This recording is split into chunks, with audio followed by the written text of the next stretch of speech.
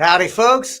Welcome to Redneck Gone Green. I'm your host, David Cobb. I am the redneck, and you bet I've gone green, and I'm trying to convince you to do it too.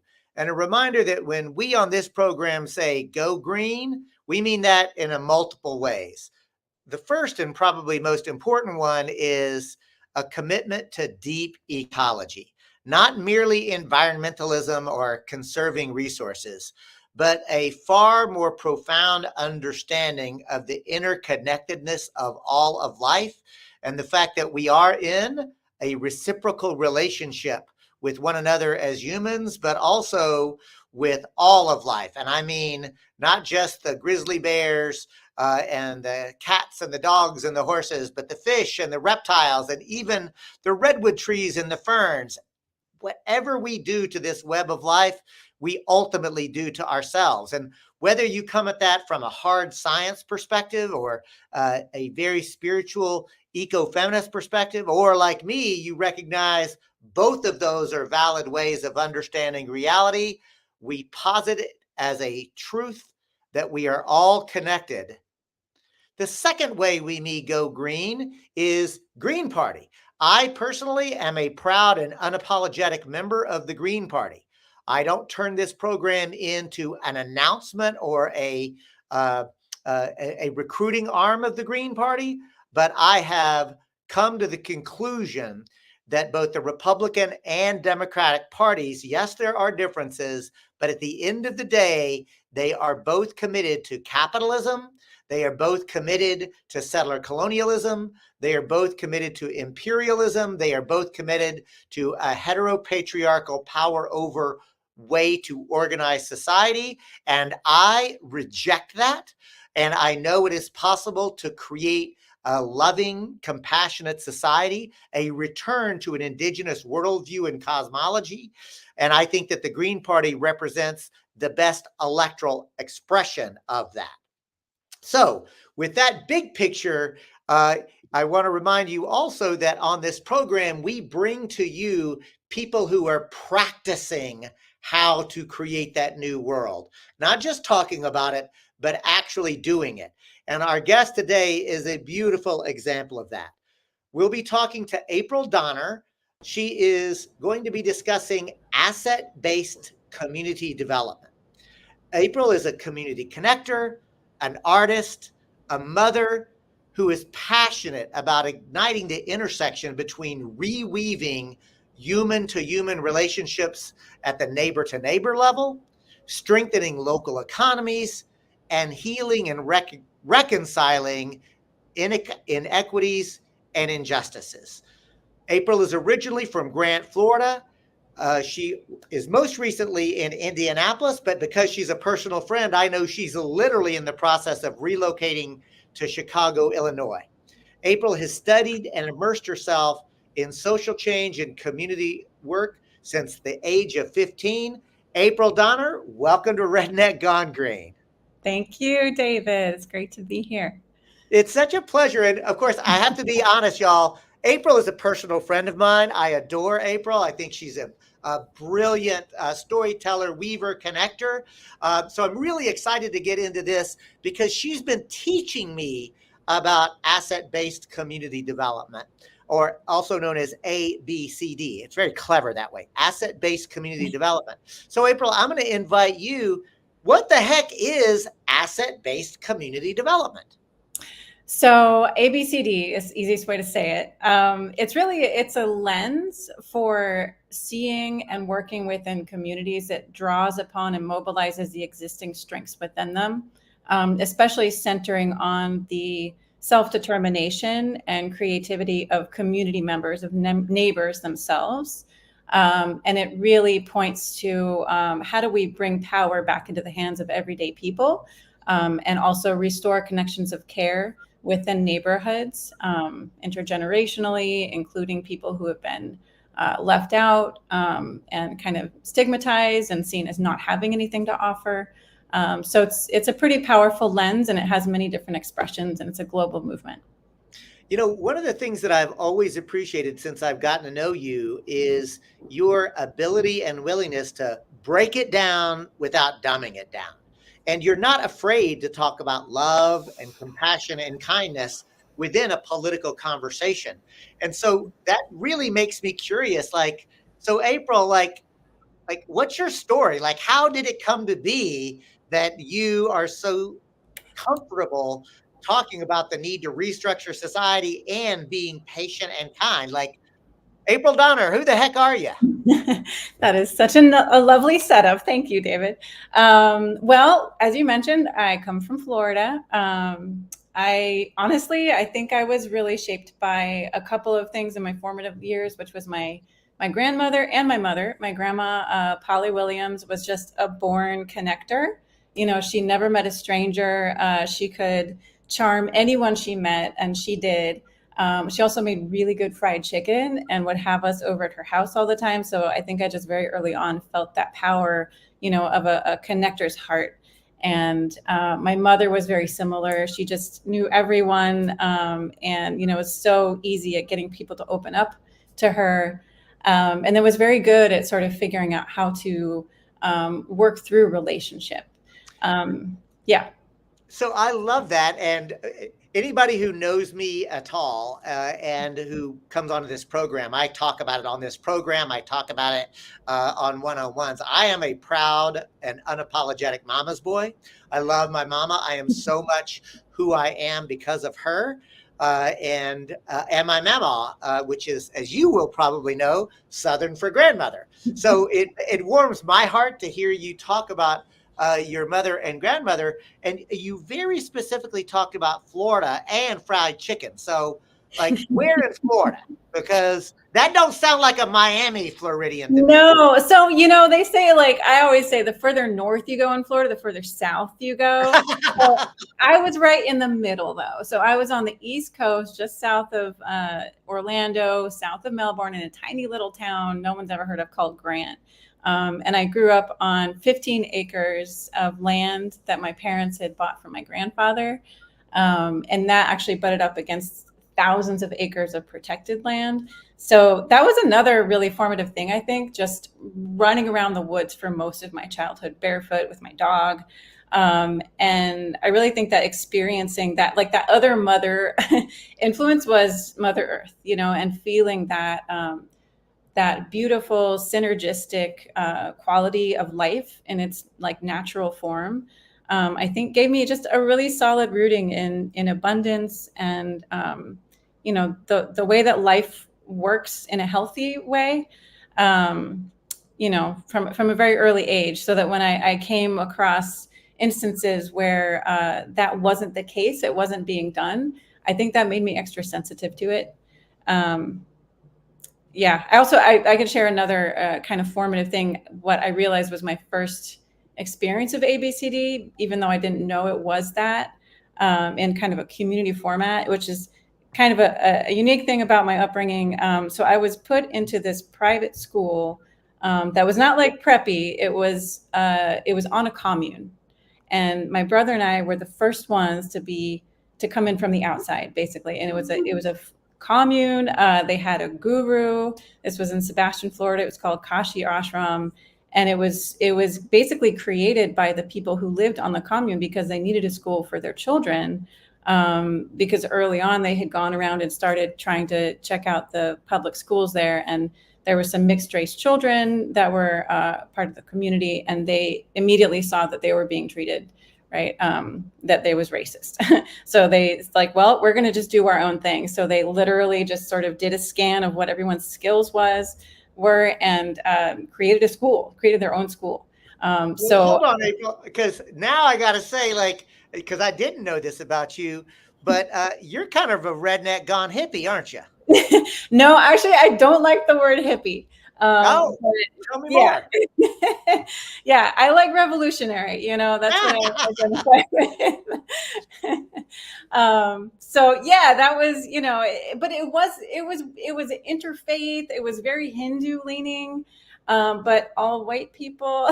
So it was just a very interesting experience. And I think one thing I got out of that was just experiencing community, right, which is so unusual at least in my sort of white upper middle class family and neighborhood, right? We didn't really have that, like living in community. Whereas here I was, our classrooms were living rooms, and our teachers were also the parents of some of my friends, and they saw me as a whole person, and I saw them in the same way. And I think that was a cool thing for me So growing up. situate that experience for us. Like, how old were you whenever Mhm. you came into this communal living situation? So I was in kindergarten, actually probably pre-K. Okay. And I stayed all the way through seventh grade, because then I decided that public school was a cool place to be, and I petitioned my parents and they accepted. So I got sent to public school. So it's interesting too, because even as you're describing this, I'm hearing a bit of the like asset based, like Mhm. trying to assess what. So you literally lived through a process as a little girl and saw it in practice. Yeah, I saw the result of them building the school. Like, I stepped into that school. I think the other thing that I drew from that was both feeling the embrace of community and seeing how it could work differently than what I normally would have growing up in my family. But I also experienced what it was like to also still be an outsider, Mm. because no matter what, like, we didn't live on that commune, my brother and I, right? We were still the ones coming in from the outside. So, I've always been very sensitive to that, right? I've always been the one that if someone seems to be not connecting with people, I'll go and, I'll try to include them, right? I try to pull Mhm. people in. So Yeah. here's how I'm seeing the story. We got as a child, very connected to nature. You and your dog are exploring the Florida countryside. You get involved in this communal experience, not living it, but as an educational experience. Mhm. Then you get into public school. How old are you at public school, and how is that for you? So I would have been what? If I was going from seventh to eighth grade, I was about 13, I think. And I just experienced, it's funny, I experienced this strange thing where everyone sort of has these groups and these cliques. I mean, there were 6 kids in my grade, right, at this ashram school. And then all of a sudden, it was just this huge, giant experience where you had the cheerleaders and the jocks and the nerds and the theater kids. And one thing happened where I just became extremely like visually expressive with my style, because I think some part of me was like, whoa, I need to make sure, like, I just need to be the individual that I am here. And I don't really fit in with any of these groups. And then the other thing that happened was I became this sort of butterfly or bumblebee, that I didn't really have one group of friends. I had a few friends in all these different groups, including the cheerleaders, right? And they thought I was a witch, but yeah, and no one really knew what to call me, right? But I also became more radicalized in high school, thanks to, I think I was in eighth grade, and I was leaving the health food store in Melbourne, and I came across this group selling zines, and it was this kind of radical commune called Zendik, that decided they were going to go create their own new society based on cooperation and living your potential genius, and sort of, move out of the competition culture. They called it the death culture. So I went up there for a summer. My parents let me go up to this place for a summer, up in North Carolina, and I came back just. I almost didn't come back, to be honest. But something in me told me to not completely give up on society. So I came back just with this whole new lens, just super, super critical of everything, right? Of our culture, of the way the world worked. And then my saving grace after that, because obviously I was really kind of a jerk too, right? I was like just this super radicalized young person, calling everything out. And my professor, or not my professor, my teacher, right, in high school, it was like world history, and his name was Tom Funk, and he was just such a wonderful teacher that was there to really help us become critical thinkers about history and the narratives that we're told. He had us read Howard Zinn's People's History of the United States. And then all of a sudden, I started to get this really kind of a political education, right? And we would just spend lots of time talking. I think he's the one who taught me about these zapatistas. And I started trying to get my parents to let me go down there. I gotta say, I always say, may the goddess bless and thank all public school teachers, but especially the Mr. Funks of the world that really like inspire critical thinking and provoke us in those kind of ways. I gotta say, I've never met a public school teacher who was not a public school teacher because they wanted to help children. So, all public school teachers deserve appreciation, but the Mr. Funks of the world, or the Mrs. Armstrongs for me, or the Mrs. Mortvets, the ones that really inspire us. I'm moved by it. And I want to make sure that we move the conversation along, April, because you're still in high school, right? And I do want to get deep into ABCD, but I also want to finish up with, all right, so the trajectory for you from high school to... So from high school, I went to New College of Florida, across Florida in Sarasota. There's a special. I just lifted up the Mr. Funks of the world, but since you mentioned New College, I got to say a special place in hell for Governor DeSantis for what he's doing to the new school in Florida. It is a very open wound for many of us. Yeah, it's absolutely terrifying and terrible what's been done there. The fascist takeover of our school. Yeah, and I mean, but the beautiful thing there was that I encountered amazing professors. I studied sociology. I actually actually had a blip where I left school because I was unsatisfied with it. Still felt very ivory tower, even though I was in one of the most like leftist, probably liberal schools, critical thinking type schools. So I left college. I traveled. I ended up in New York and then Sicily, and got married and decided I wanted to come back and finish college. So when I came back, that was my next sort of big breakthrough, where my professor, David Brain, I have really good teacher names.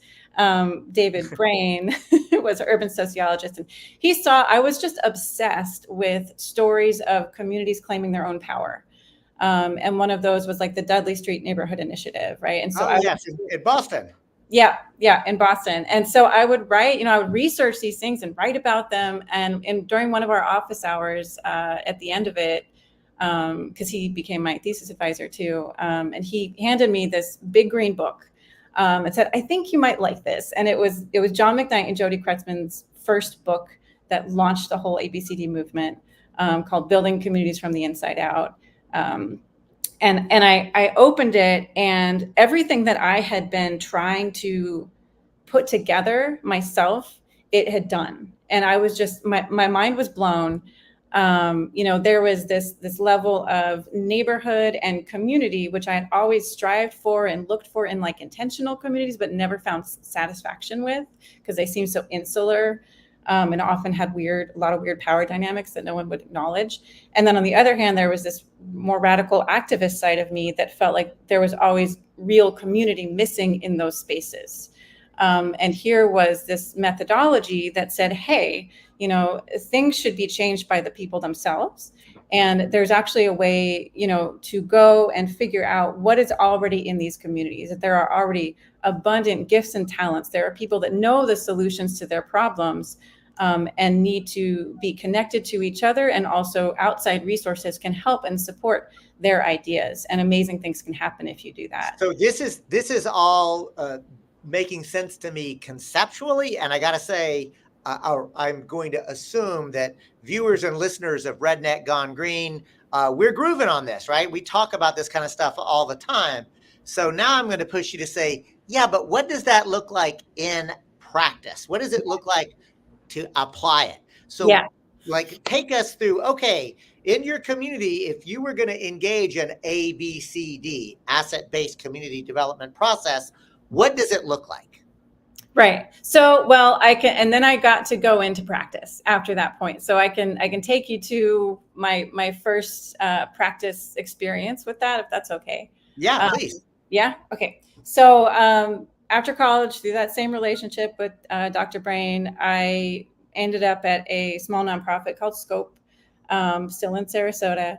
And basically, I worked with, I had the mentorship of John McKnight to redesign their neighborhood initiative. My boss at that time said, what do you want to do here? And I said, neighborhoods, because that's what I was completely obsessed with. And so what we did was we got some AmeriCorps Vista funding, and we put the call out and looked around for people we knew in a few of the different neighborhoods and communities we were working in within the county. And we found that there were some people who came forth to be connectors. So we wanted to pay people to be the ones to go and look for the gifts and assets in these neighborhoods, to find out the stories of, where are people taking care of each other? Where are community members leading their own initiatives to make things better or to solve a problem? And then we would work with them to basically make those things visible and work on creative ways to connect to them to each other and flow resources into whatever those existing initiatives were. One of my favorite things, the transfer. So I wasn't able to stay in that project as long as I wanted to, but I got a sense of here's how you start this process, right? And one of the most beautiful transformations I saw in the time that I was there was that Mary Butler in Newtown in Sarasota. If anyone knows Sarasota, it's a deeply, highly segregated town. Newtown is the African-American section. It's named that because African-American community used to live in what's now downtown, but once white people realized that downtown was great real estate, they forced them all off, and so they had to create a new town. And Mary Butler grew up in Newtown, and we were able to hire her as the connector, and she and I worked together to go listen, in this community and find out, what were the gifts and talents here, what were people up to that was good and contributive. And I saw in her this transformation of the narrative of her own community, and as she started to go and talk to people, because it's a very negatively labeled community, right? People will not drive through it. People will not stop there if you're white. And she started to kind of reclaim this narrative. And as she was gathering stories, she's like, oh, and she started to remember things like, oh, my father wasn't just, this label we've given him. He was a musician, and he used to gather people together and build community himself, and we used to have this main street, and you could buy fish, you could buy fruit, you could buy vegetables, you could get your taxes done. And, she started to remember all of these things and have this new narrative about her own community. And she has actually since gone on to lead the Amaryllis Park Neighborhood Association and apply ABCD in beautiful ways since that initiative. And that was 2008. Well, one of the things that's really fascinating to me about this is the interchange between the individual and the community and the collective. In other words, on this program, for example, Jack, our executive producer, and I have really been thinking a lot about the hyper individualism of this culture and how toxic that is. But on the same time, we want to the individual is so precious. So what I'm really fascinated by as I hear you talk about ABCD is situating the individual within a community, within the collective, in a way that doesn't suppress the individual, but also doesn't engage in that kind of hyper toxic, individualism uber alles. Right. Yeah. And it's a beautiful balance I found. And, one of the most lovely things I think in ABCD is this idea around gifts, right? And if we look at a community, there's an asset map within each community, 6 assets we talk about, but at the center is the individual with their gift. And we always say that, if what you're doing isn't drawing forth and utilizing the gifts of individuals, you're not doing ABCD, right? You're doing something else. You're doing service delivery or service coordination. And some of the beautiful stories that also came about later. So I moved to Indianapolis after a while. I worked at that job in Sarasota for a while, and then I left that, and then I found out about work in Indianapolis that a fellow who'd would kind of go on to mentor me was part of out of a church.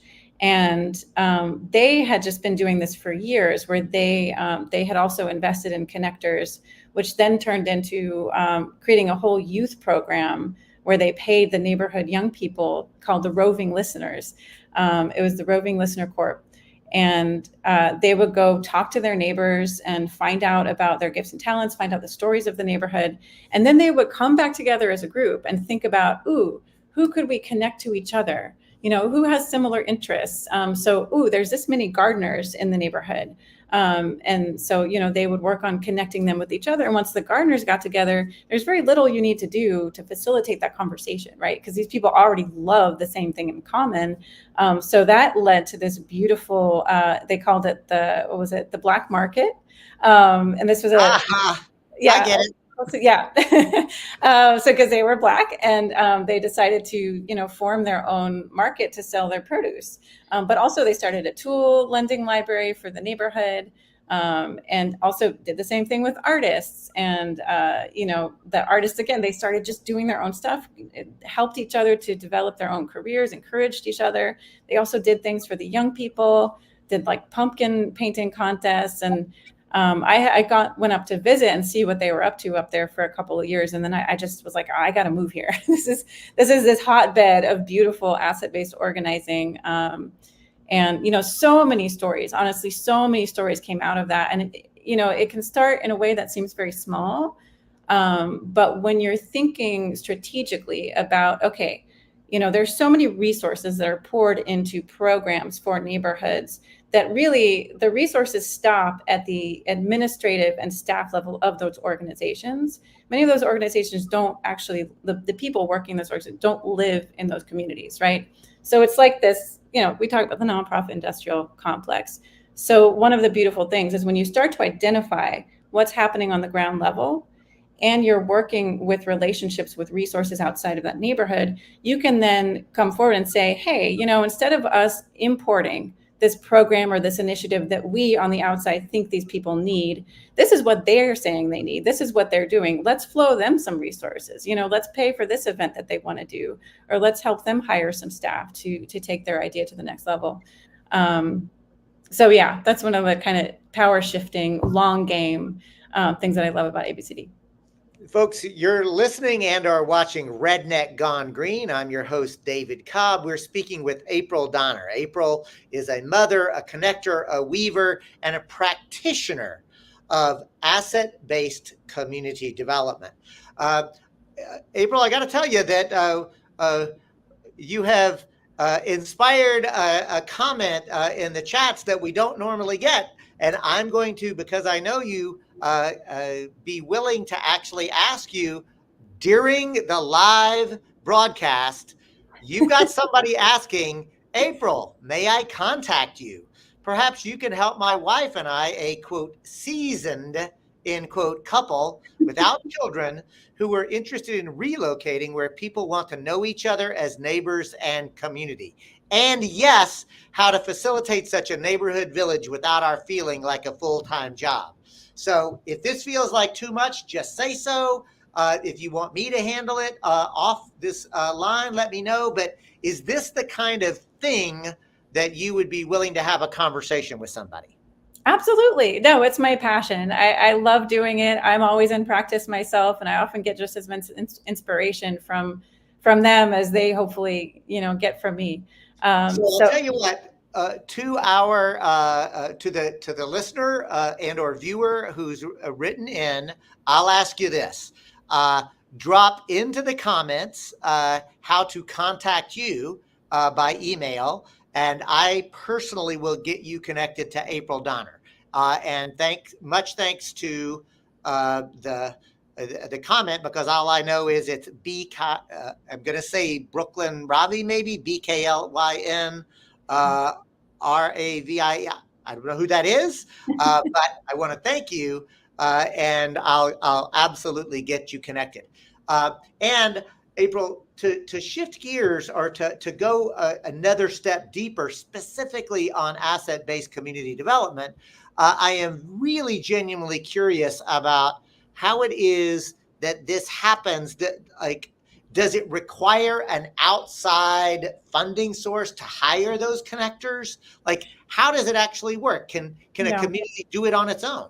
Yeah, absolutely. Right. And so that's John McKnight, one of our founders. He often quotes the woman who started La Leche League. And, that's become a global organization, right, that supports women in their journey of breastfeeding. And it's all, volunteer or all citizen led, community led. And her secret was to never create any role that's more than mother sized, which I love, right? So it's cool when, if there's some super open-minded organization that wants to invest in connectors, like that's amazing. And, it can really get some cool stuff going. But no, really ABCD, I think a lot like solidarity economy, right? There's small ways that any of us can start doing this. One of the most beautiful examples that I know happened in Edmonton, my friend Howard Lawrence, he read a book by John McKnight, ABCD co-founder, and Peter Block called The Abundant Community, which talks very practically about how you can just go get to know your neighbors. It's very inspiring. It shares some stories. He said, okay, I should do that. I don't really know my neighbors that well. So he just started going and having conversations and saying, being really open about the fact that I want to learn how to be a good neighbor again. I'm really missing this in my life. I think our community is missing it. And people responded so positively. And as he did that, he also started to find other people like him. I feel like, if you're a connector type person, you're really good at identifying other connectors, right? You're saying what you're trying to do and their eyes really light up, or, you just get each other. So he started to find other connectors, and then brought the connectors together, and they started talking about, oh, how can we support each other, sharing what's working for them. And in a lot of cases, it just meant, they stayed in relationship with each other, and then they stayed in relationship with their neighbors on their block. And that project did end up getting picked up by the city of Edmonton and turned into a whole initiative, multi-year initiative. But right, that doesn't always even have to be the way it is. It could simply be something that this community decides to do. And you can tap into so many resources that are just at your fingertips within your neighbors. And their relationships, right? So it's abundance. It is. And, another thing that really struck me as I've worked with you and then read the materials about asset-based community development, or ABCD, is the importance of asking questions as opposed to laying out the answer. In one hand, that seems simple and self-evident. On the other, I've rarely seen a social change that was so committed to ask questions. I'm wondering if you can reflect on that.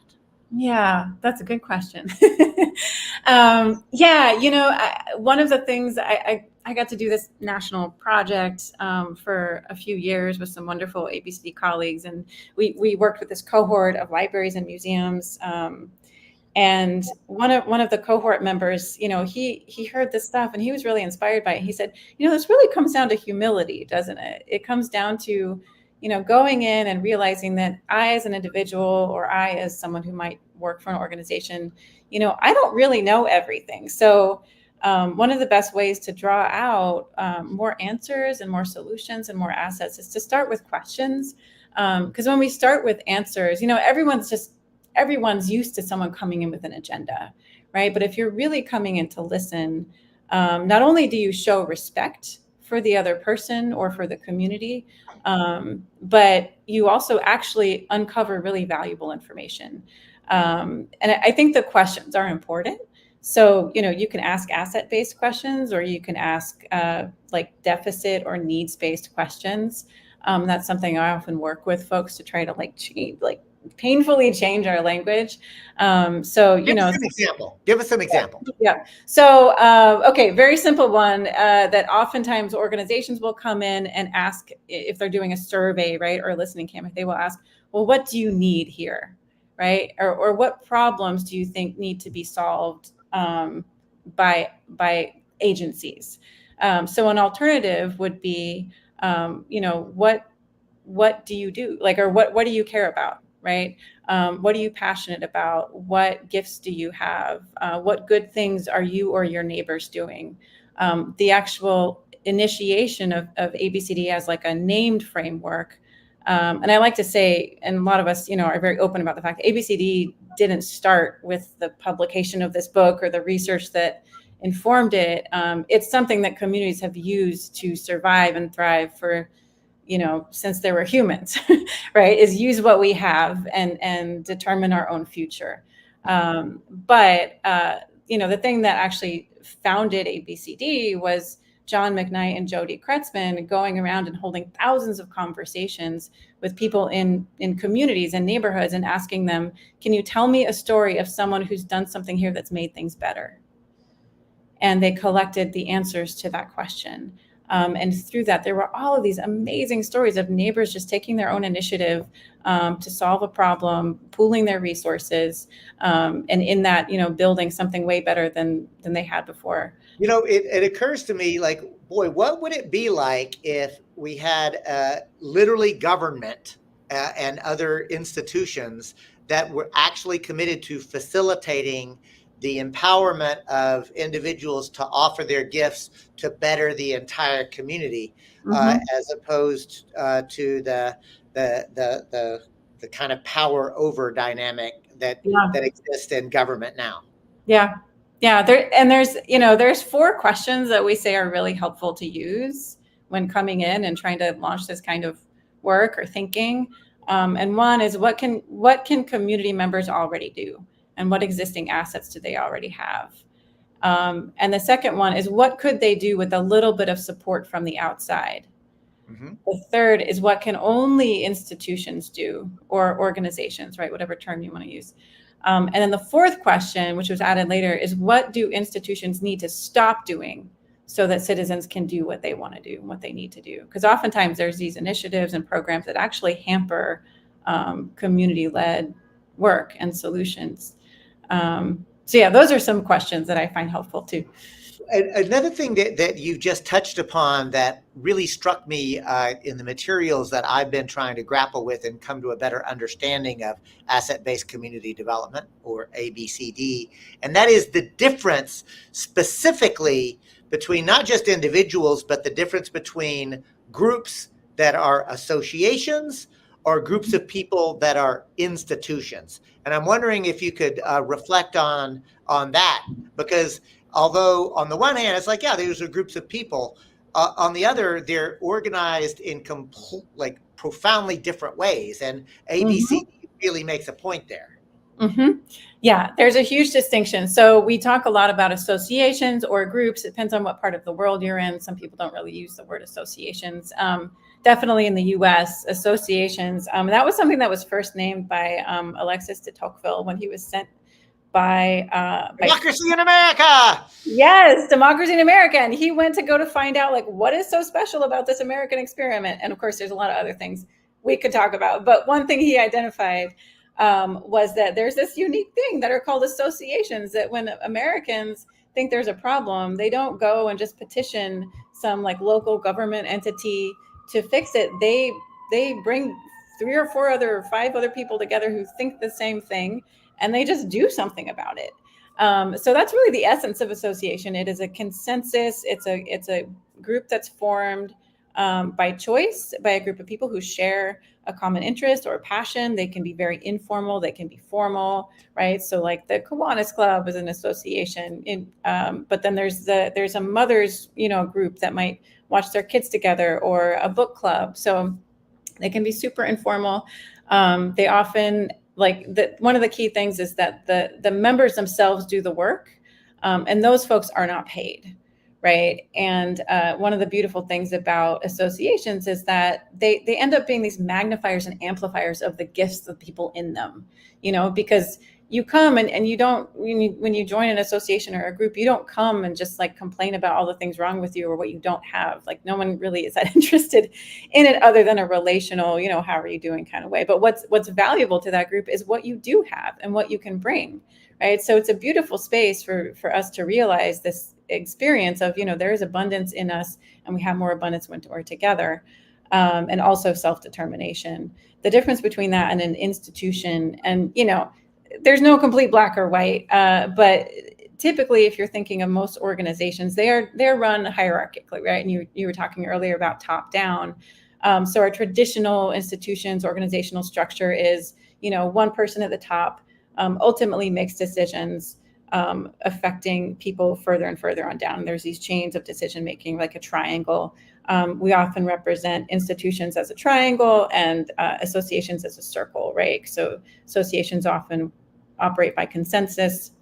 There might be some bit of decision making structure in there, but it's usually, people don't want to do what we're all doing. That's just going to dissolve. And then institutions operate more by hierarchies. So, and it's not like one is completely bad or one is completely good, but it's important to understand that they have differences and to know the right tool for the job, right? I appreciate that, because one of the things that there's a great essay called "Hierarchy is Dead, Long Live Hierarchy." And at the core is the understanding that these, they're just different ways to organize, how to implement decisions. And it's not actually look, power over dominator top-down structures are horrific, and many of us live in that. And so when we come into social change, we immediately say, okay, let's make things horizontal, right? But then you can very easily get into a tyranny of structurelessness, right? Wait a minute, it's not even clear how to make or implement decisions, or even worse. And you talked about this at the beginning. There's this kind of weird power dynamic that ends up not being named. And the most charismatic person tends to be in control, except for not really. And you don't know, and maybe they're talking over to the side and decisions are getting made in these kind of weird ways. So to me, the essay, Hierarchy is Dead, Long Live Hierarchy, pushes us to ask, wait a minute, what job am I trying to do with this group of people collectively? So organize according to, use the right tool, because if you have the right tool, then the job becomes easier, right? But the thing is, if you only have, what's that great adage? If the only tool you have is a hammer, every problem becomes a nail, right? Yeah. And so to me, this kind of idea of, wait a minute, institutions do have value, but if we're in a society where institutions are the only way you've ever seen, collections of people, you can very easily say, screw collections of people, right? Yeah. So we don't.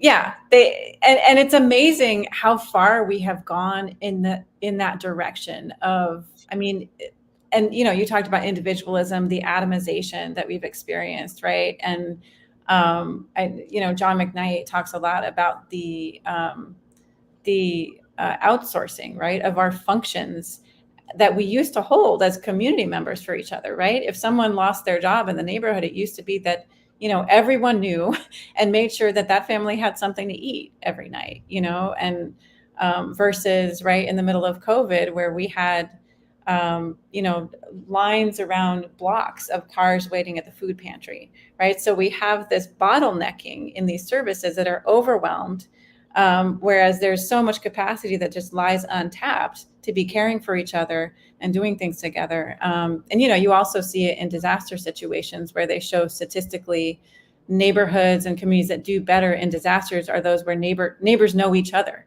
Who has the chainsaw to, cut down the trees that fall, right? Because I grew up with hurricanes. So that's what we dealt with. On the Gulf Coast of Texas. So I do want to lift up Dave, who is a frequent contributor, who reflected that much has been written about, quote, association by 1800s utopian philosophers. I'm wondering if you're familiar with that, or if the ABCD Institute, which I know you work with, talks about some of that lineage. No. No, I would definitely be interested to see them. But yeah, that's right. It's fascinating that there's this whole science of how people have alternatives, to how people have survived and thrived together. Okay, here's another comment. And then I want to lift up Rob, who is also a frequent contributor, who says, how can ABCD work around foundations who say they want to, quote, do good, but really want to be in control and maintain the status quo? Boy, that's a good question, right? That is a great question. So I'll tell a quick story that I often think of with, how do we deal with these power dynamics with, especially these days, right? Community centered and community control has become such a buzzword that, you can't always be sure that's what people really mean. And sometimes people mean it, but they aren't really deeply ready to give up that control, right? Even if they think they are. But there's an amazing initiative called Westwood Unidos that happened in Denver, Colorado. A friend of mine, Rachel Dalkey, headed that up. And it basically took place in a mostly Latinx neighborhood. It was, they were dealing with lots of different issues. People were dumping trash in the neighborhood, lots of kind of struggles with the built environment and issues of safety.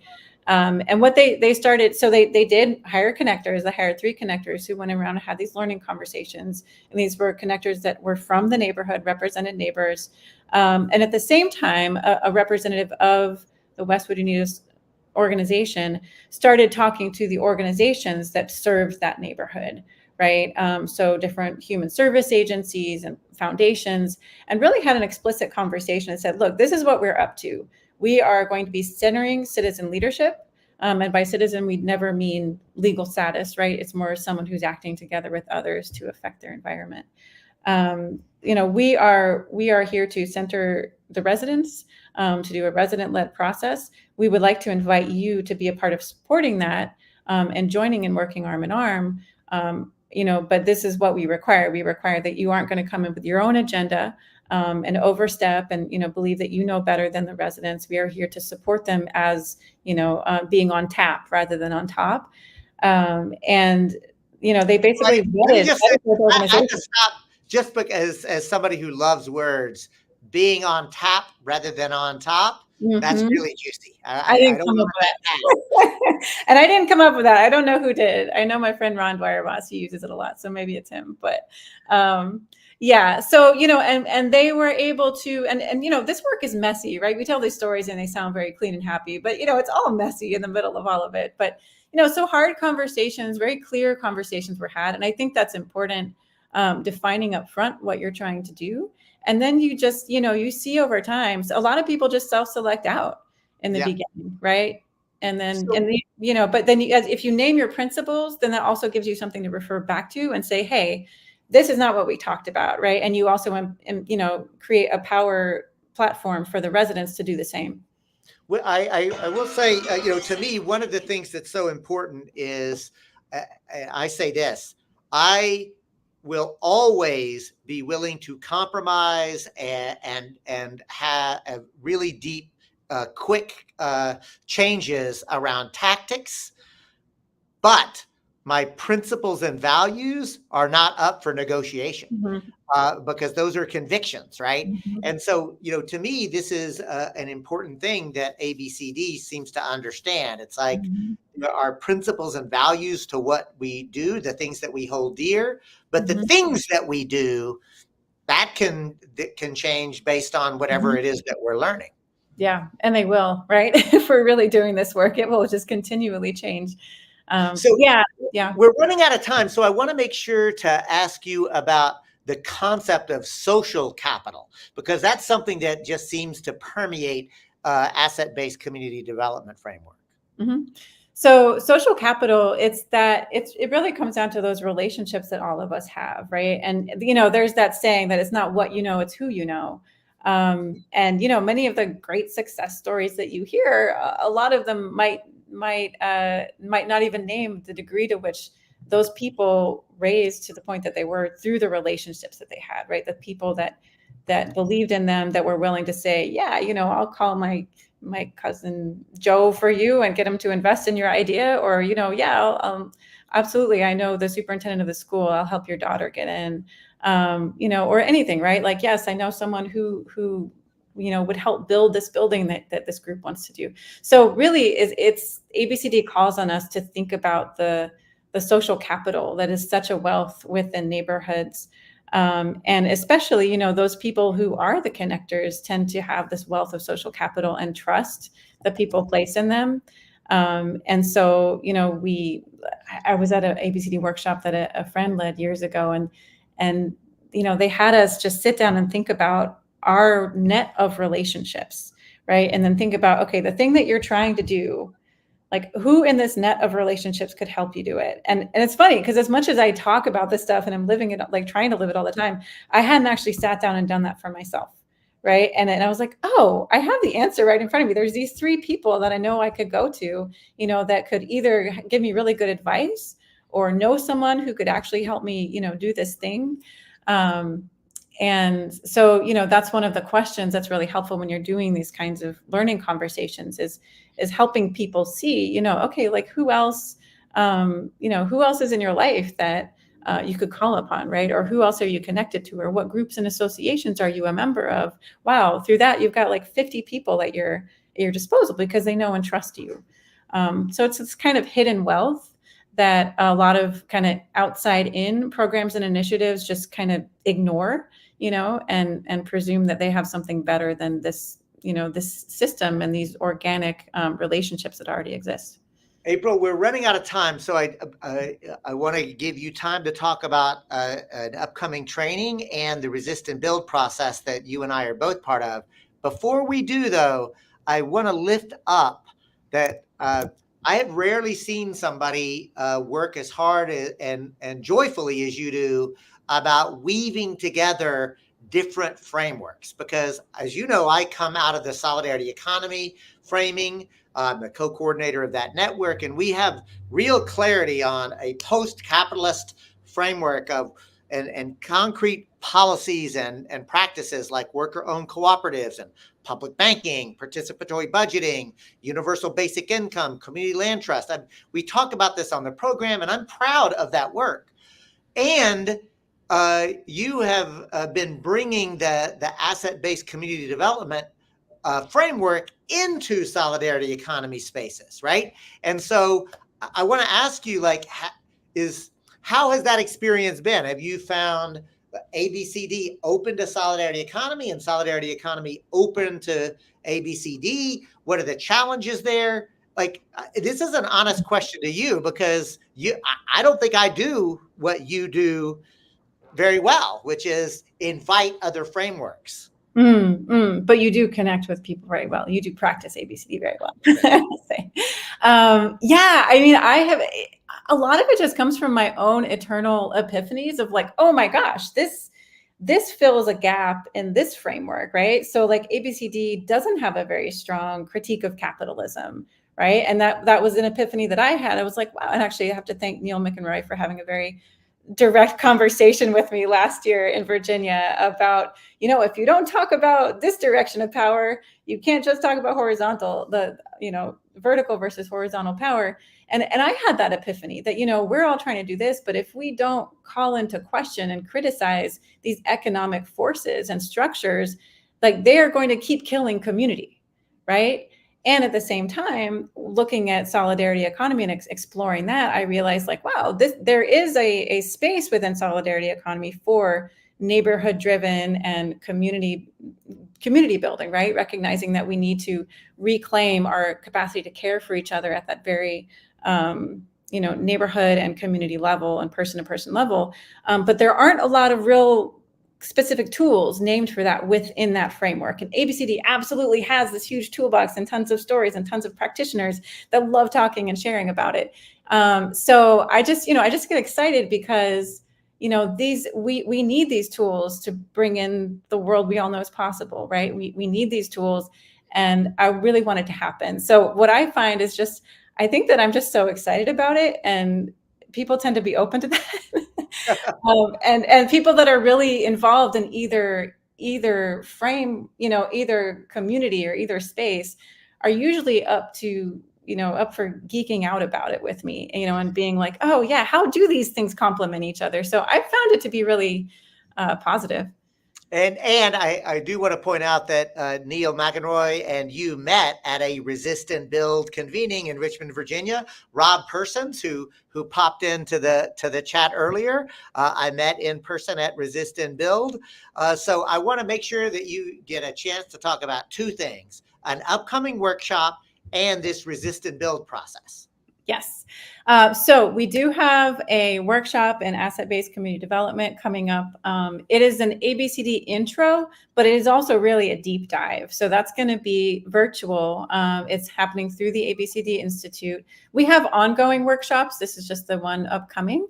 And I will be part of the team. It's a wonderful group of friends of mine, Daryl Anser, Wendy McKay, Rory Wells, and myself. And that will be running from June 5th to July 17th. So it's 6 sessions on a Wednesday mornings, if you're in Eastern or Central Time. And yeah, very interactive, and it'll really give lots of space to talk about the principles, but also the core practices of ABCD, and then give you chances to go and try it out in your neighborhood or in your work environment or with your family. So yeah, Again, give us the website where people can go to. Yeah. So actually, can I put the link into you can drop it into the comments section, but podcasters won't be able to hear it. People on different streams won't be able to say it. So if you could just say a simple URL, that would be ideal. Yes. Okay. Let me just make sure I'm going to get it right. So our website is abcdinstitute.com. So that's abcdinstitute.com. Cleverly stands for Asset-Based Community Development. So abcdinstitute.com. And actually, it's org. I'm so sorry. abcdinstitute.org. And then if you go to the events section, the training will be listed there. And you had some words about the resist and build process and how to learn more about that. Yes. So if you go to USN, so US, and then another SEN.org. So this is the movement that I met you through, David, which is really a pluralistic process that is aiming to, really transform our economy, transform our communities away from a capitalist framework into, more cooperative, more community controlled. Dave, you could add a lot more words, I'm sure, because you've been involved in it longer than I have, but I've just found it an incredibly refreshing space that holds, it's a world that holds many worlds, that we can come in and have our different toolkits or practices and find other people who are doing things that are complementary, but might be called a different name. And really together, grow a stronger movement by being in relationship and finding things we can collaborate on. So if you go to usn.org, and then I think Resist and Build is under collaborations, and you can learn more about that movement. And we welcome you to do that. April, our time together has just flown by. You started by talking about your mama and your grandmother, what I would call mama or my mama, but your grandmother. And I do remember my mama actually had a beautiful, she said this, and it's just always stuck with me. And that was, when you hear somebody say something good about somebody else, you should go to that somebody else and tell them what you heard of, because it'll just make them feel better, and it just makes the world a better place. And I've heard I described that, and somebody said, oh, that's like reverse positive gossip. And so one of the things I love to do about this show is I get to do it in real time. So in front of you, April, I'm going to say that Dave Petrovich in the comments wrote in to say, what a high energy, well-informed, articulate, and compelling guest. Catherine Lane wrote in to say, another wonderful conversation. Thanks. There were many others in the chat, but I just want to take this opportunity, April, to say thank you so much for giving of yourself and this conversation. I want to remind the commenter who asked if you would be open to being connected. If you write to me at Redneck Gone Green or David K. Cobb at Gmail, get me connected, and I promise to get you connected to April. I want to give you the opportunity, April, for any final last words before we sign off. Yes, you just asked about stories. I think stories are the lifeblood of ABCD. So I popped into the chat. I think Jack Rabbit or Dave, you might need to put it in there for me. But a couple of stories I just want to lift up that have really shaped me in the last decade or so. So I would love for people to go check those out. I think you'll get further inspiration of some examples of ABCD. And I think our greatest need is to be needed. And so the work of rediscovering our need for each other is one of the most important things we can do. Fantastic. And folks, I want to remind you that this conversation has been brought to you by non-corporately filtered news, information, and analysis. Redneck Gone Green is absolutely free, and we're going to always make this podcast available for free. We're going to make this video available for free. But if you are in a position to be able to help us, we would appreciate if you become a donor to Redneck Gone Green on our Substack. It is very conveniently named Redneck Gone Green. You can find us on the web, Redneck Gone Green. You can find us on Facebook, on Rumble, on YouTube, all the different places. In the meantime, I want to say, keep on keeping on. Thanks so much.